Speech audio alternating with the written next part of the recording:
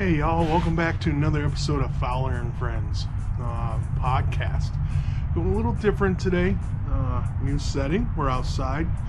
Days are getting longer, especially after this weekend with daylight savings time. So if we get good weather and not a lot of wind, I'm going to try to do more of these podcast episodes outside. We're going to have a little background noise, you know, like the fire trucks and stuff, but I don't think it'll be all that bad.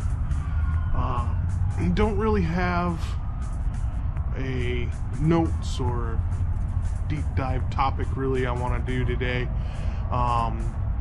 More gonna do a freestyle. I do have one topic in mind and freestyle on that and see how long we go. I do have a review I'd like to throw into this podcast episode as well. So topic I have in mind is boat control. So boat control is so important, and I knew this all along, and it's amazing because I come from boats and, you know, trolling motors and stuff like that, and then not having a boat for a really long time while I moved around this country.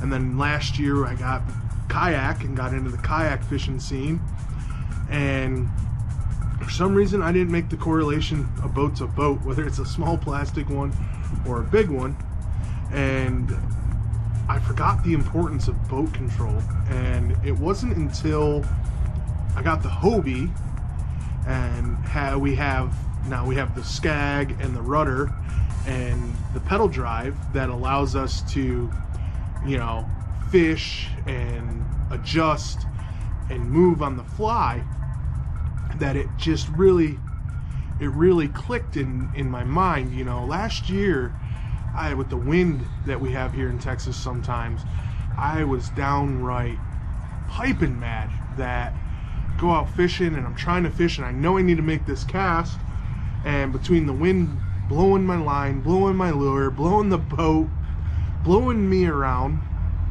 I had some really aggravating outings last year and just piping mad. And, you know, I never did.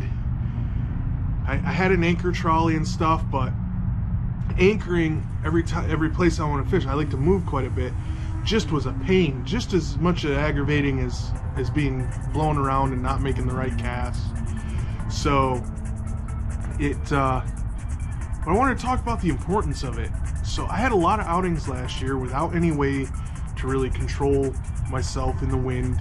I didn't have a rudder on the old kayak, and obviously had to have the paddles in your hands all the time. So positioning, making that perfect cast, kind of holding in a spot to make your presentation. You know, I'll let the wind move me around, but with the rudder, without a rudder, you're at the wind's mercy. You're going wherever the wind's taking you and wherever it's gonna push you to. But with the rudder on the Hobie, I can adjust that rudder, kind of keep a good casting angle, good approach angle, and help you know, use the wind and to my advantage now. And I just wanted, like, this is so simple, so obvious, yet I don't know, I think we overlook that sometimes, you know, and whatnot. So you can use the wind with a rudder to help kind of keep your position. You know, I utilize it to push me down a bank so I don't have to exert a lot of energy. If it's the right amount of wind and it's moving you slow enough, you know, half mile an hour or less, you know, you're moving along real slow and you can pick apart cover. I like to move and pick apart things, and but so you have that, and then the pedal drive. The big advantage to the pedal drive is you could basically be your own trolling motor and your own spot lock. So I figured that out this last weekend. If you watched the previous fishing video, we split Weatherford and Marine Creek. Both days were pretty windy, and I was able to catch fish that I normally wouldn't have caught. So yesterday's podcast, we talked about boat control, and here's a little example of why Boat control is good. So we got our nose pointed into the wind, as you can hear and see on the ripple, and we're just slightly pedaling, and it's allowing us to make casts in this channel and hold our position, you know, or move forward very slowly. So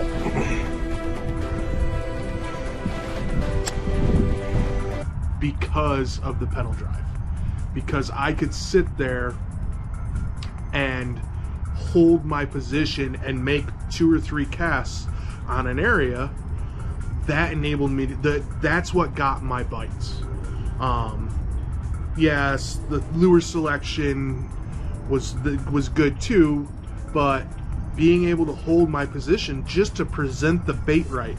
Now, kind of keep this in mind, like when you're on a boat with a trolling motor and you're moving along slow, it doesn't really matter. But in a kayak, if you don't have any way to hold your position, whether it's anchoring, pedaling, or paddling, and paddling and presenting your lure is a problem, and a whole other problem in itself, you can't make the presentation right. Because I was able to use the pedal drive to hold the boat in position, so the wind wasn't, you know, think about it this way: I throw my lure out against the wind, and if I don't have any way to hold my boat, I'm being pushed towards my lure at a faster rate of, you know, especially if you have a slower reel, at a faster rate than you can reel. So you're just basically, you're sitting in one spot on the bottom. You're not making that presentation right.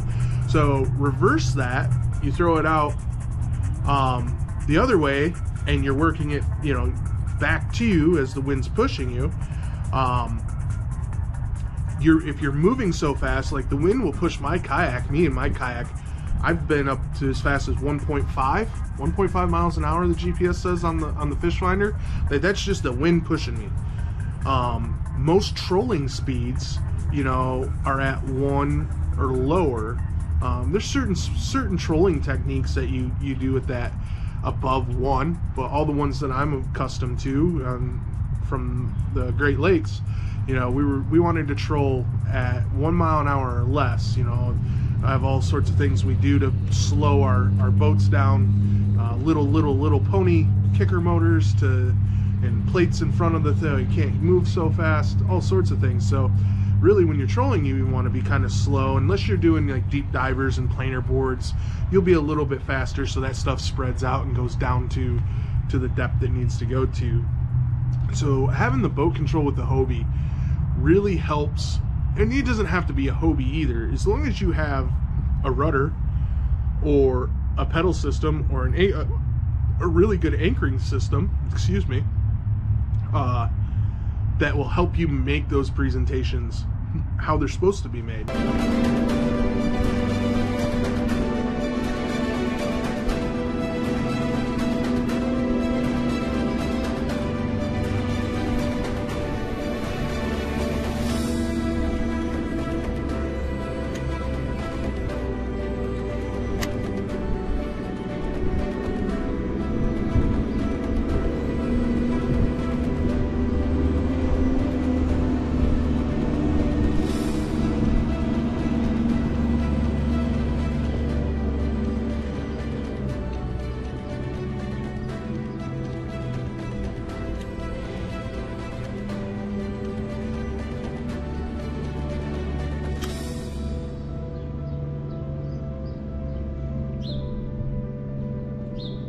But I can definitely tell you for a sure fact, my last 2 fishing outings, the only reasons I got those fish were because I had boat control, where I didn't have boat control before.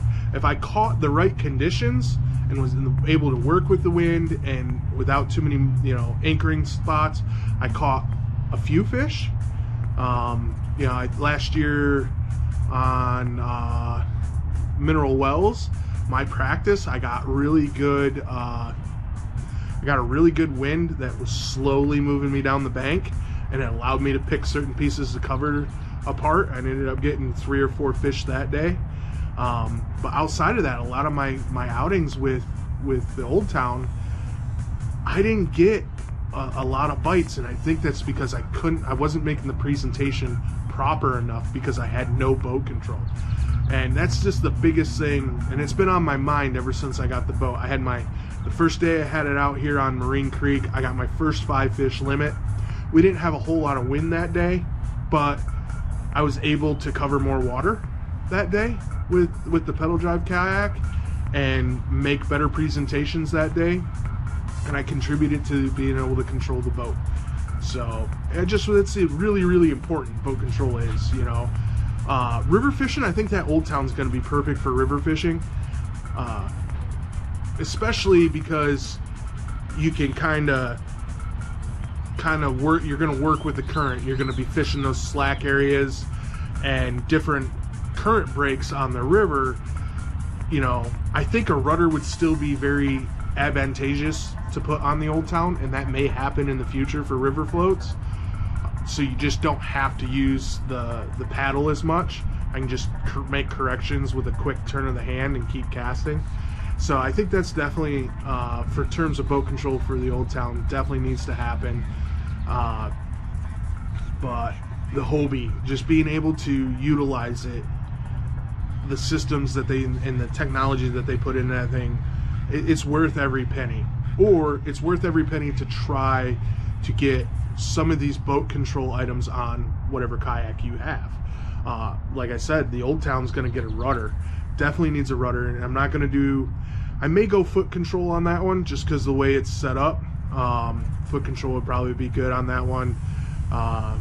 It'll be out of the way, and then that'll be totally hands-free on the river float, unless I really need to set the pole down and paddle through some rapids or technical areas on the river that you need that paddle in your hand for. But the majority of the float, just be hands-free and casting. That's what the Hobie allows me. The Hobie allows me to get on rougher water. I didn't get the footage of it, but when we wrapped up the day, we were averaging like 22 miles an hour, and on this particular, it was a south-southeast wind, and there's a big dam wall and road that kind of block the wind, so that full force of the wind doesn't hit the lake in its entirety. But I bet you it was just constant 19. We had white caps, and I was just really impressed. You know, I was moving slow, but I was able to point that nose of that Hobie into the wind and have my hand on the rudders, keep my balance, because you got one on each side, so you can keep your balance real easy when you're fighting that heavier wind conditions, and just keep pedaling. And it took me a little while, but with those white caps crashing over the bow, I was able and felt comfortable doing it, being able to come across the lake in a stiff wind and then come down the rock wall to get back to the ramp out of the wind. Kind of, you know, you never want to take a wave in a kayak like to the side. That's where you're going to get capsized. You know, you want to take them head on, and having that rudder and that skag and being able to keep that nose pointed in that direction with the pedal drives, with that technology, that helps you do that. So in comparison to the paddle kayak, that, you know, you have to be an excellent paddler to paddle straight in those conditions, especially with like mine, where I don't have a rudder on mine to help keep the kayak going in one linear direction. So, but in terms of fishing, you know, you're allowed to utilize the wind. My favorite tactic with it is if I do have wind, I like to point the nose into the wind, and then I can just lightly pedal. Doesn't have to be much, just real light, and it'll just, that's kind of like your spot lock. Those fins are just sitting there doing this, just lightly keeping you in place against a light wind, and it's just perfect. And then I can sit there and I can pick apart, you know, a piece of cover, whether it's a lay down, rock, a stump, a dock, you know, and I don't have to worry about being blown into the spot or being blown, you know, away from it. So like, you know, you make your cast and it's short because you got blown away from it, or you make your cast and, you know, a gust of wind comes up and starts pushing you back really fast, and now you've pulled your bait through too fast. So boat control And I can't believe that fundamental boat control, it slipped my mind. But it's very imperative, and that's why I wanted to talk about it on this week's podcast. And you know, that's why there's so many advancements in trolling motors for the big boat world, and that's why Hobie poured so much money into designing these systems and this technology for these particular kayaks, is because it is that imperative. You know, I'm probably not going to deck mine out. I got to lose a bunch of weight before I can deck mine out with a trolling motor and big batteries and big grass or anything like that. I'm going to keep it stupid simple. I really am. And just go out and learn how to fish in Texas the old school way. Not saying, you know, to utilize the technology, because the technology's there. It's just way out of my price range right now, for one. For two, I want to concrete those fundamentals, and that you learn by not doing that stuff. Now, I know forward-facing sonar is like proving everything we thought we knew about fishing wrong, and but we still caught them before forward-facing sonar, and we still caught big fish before forward-facing sonar. I like the technology. I really do. I'm not a hater of it at all. I think it's great what these guys can do. Like, they make it look simple. I don't think it's that simple. So we'll, you know, a lot of people make it seem like if you throw this on your boat, you're just going to go out and slay them. And after watching guys like Edwin, you know, like Edwin Evers, Dustin Connell, Jacob Wheeler, Milliken, Jordan Lee, Burge, all these guys, these professional guys, go out there and they still don't catch them every cast. You know, Milliken, you know, the way he edits his videos, you know, he catches biggins, and he utilizes that technology very well.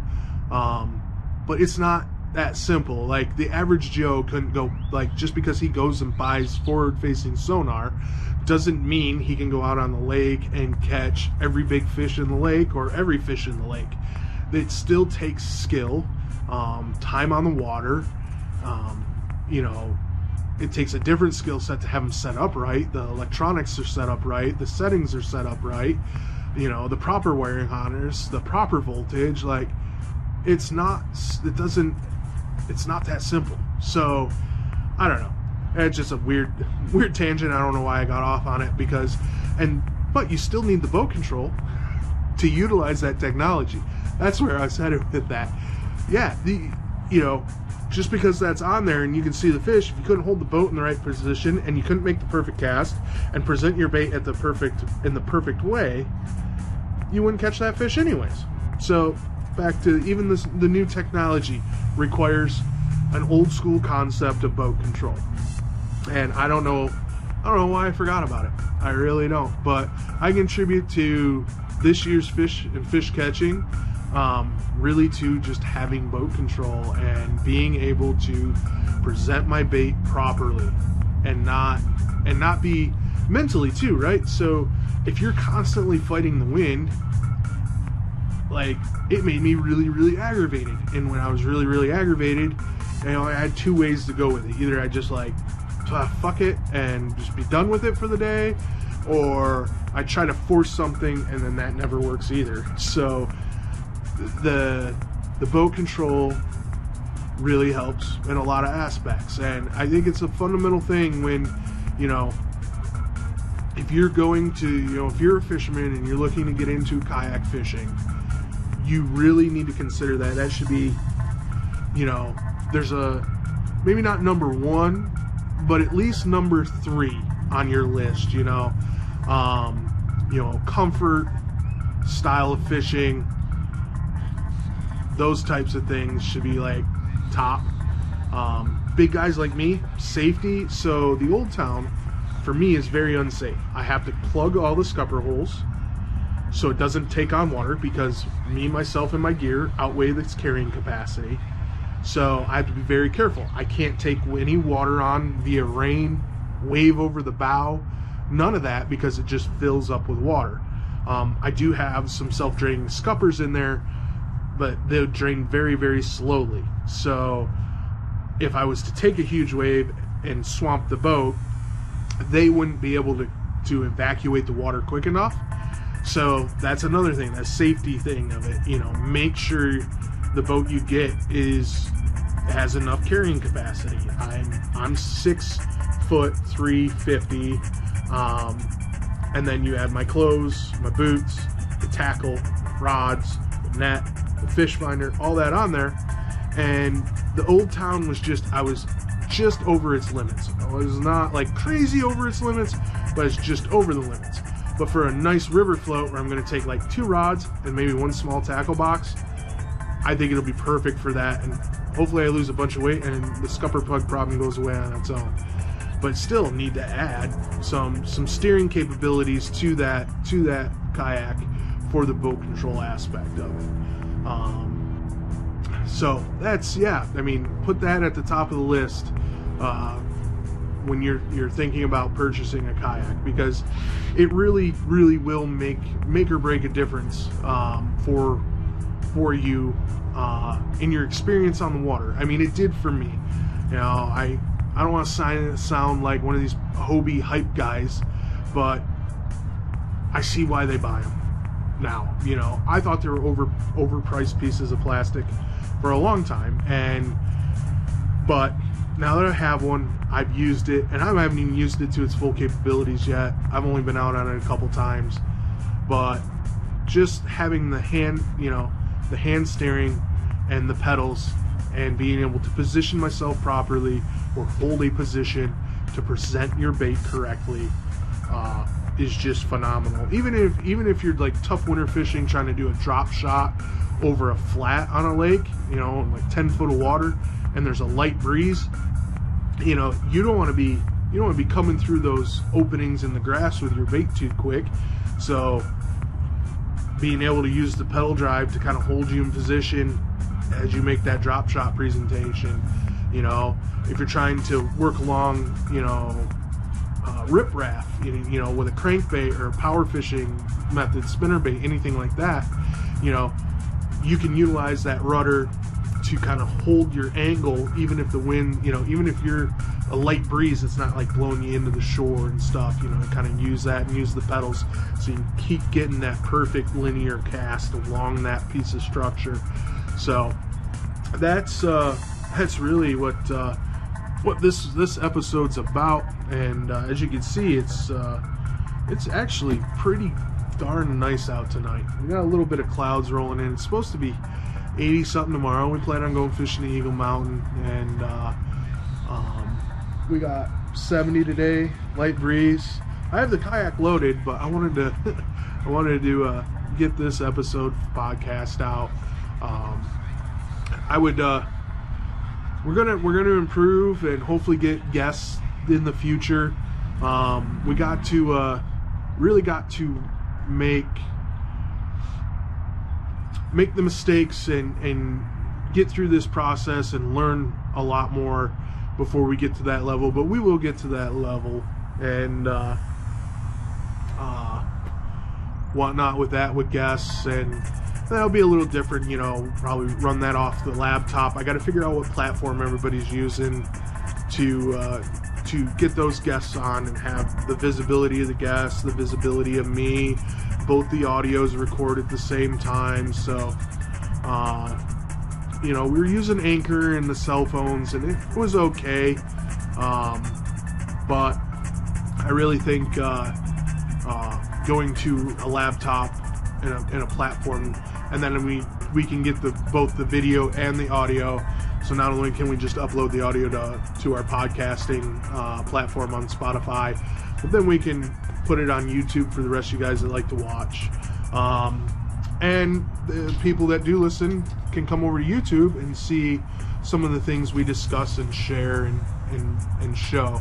One of the things that I do want to go over today is this.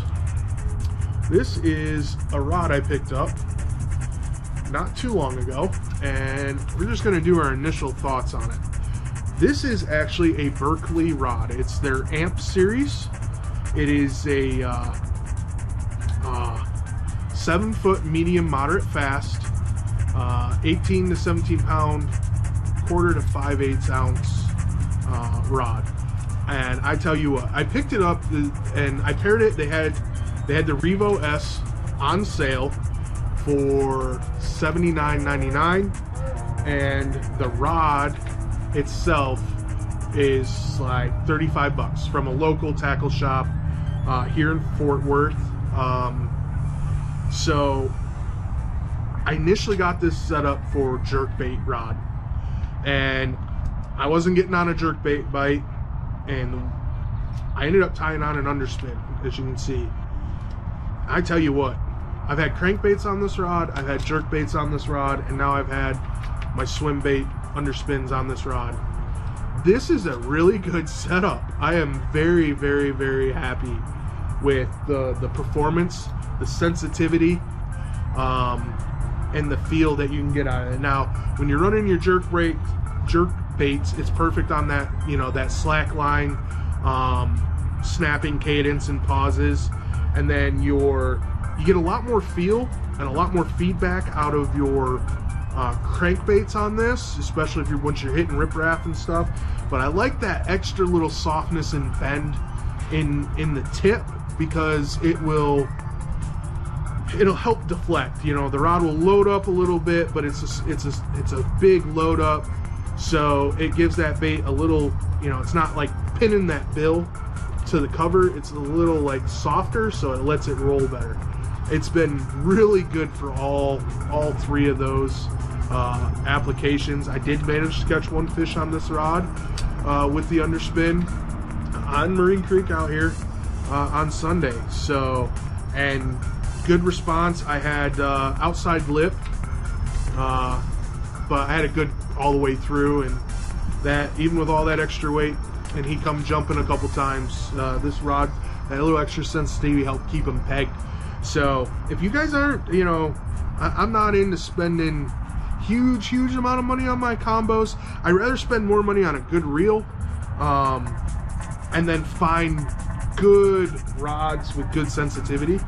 And this is one of them. These Berkley rods, they had the cherry wood, and the cherry wood's a little cheaper, but the cherry wood was just a touch heavier than this rod, and that's why I went with this one, which was, you know, like $10 more for this rod. But that cherry wood series too that Berkley puts out is a really good rod, and they were retailing for $20-something at my local tackle shop. So that was that. But no, as you can see, just a beautiful day. We're gonna go to Eagle Mountain tomorrow. I'm excited for that. You know, make sure you guys comment, like, subscribe, do all that stuff. I know I've told myself I wouldn't be that guy, but you know, the studies show that as content creators, we have to remind our audience sometimes, or our new audience sometimes. So like, comment, subscribe if you would, please. Also leave comments, and leave comments on what you like, what you don't like, ideas. You know, if I'm here in Texas, but I love to talk fishing or hunting with anybody, so if you want to be on the podcast, you know, reach out to me. You know, you can leave me a comment and we can get like email going or social media messenger going or whatever. But I really appreciate you guys.